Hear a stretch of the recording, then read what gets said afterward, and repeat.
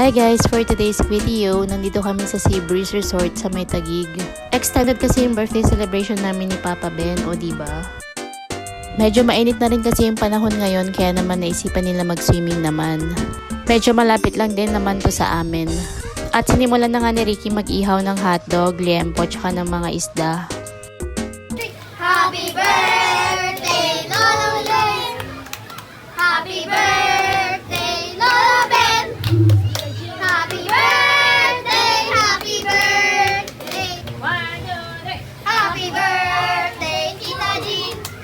Happy birthday, Tita Jean!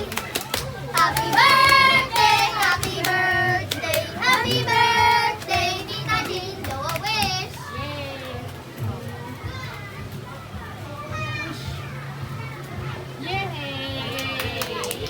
Kainan na! After na nga ni Ricky mag-ihaw ay nag-swimming na nga rin siya. Half day nga lang si Ricky dyan at may pasok pa nga siya sa work niya. Ang dami nga nilang pool dito at ito nga yung tinatawag nila na wave pool.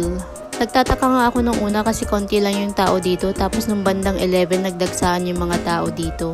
Yun pala ay nag-announce na sa kabila na bubuksan na pala yung wave dito. May oras lang pala yung pagbukas nila ng wave tsaka ng slide nila dito.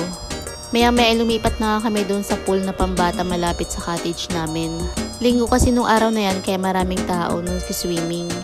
Tapos yun, umuwi na rin kami ng bandang 4 PM. Yun lang. Thanks for watching. Bye!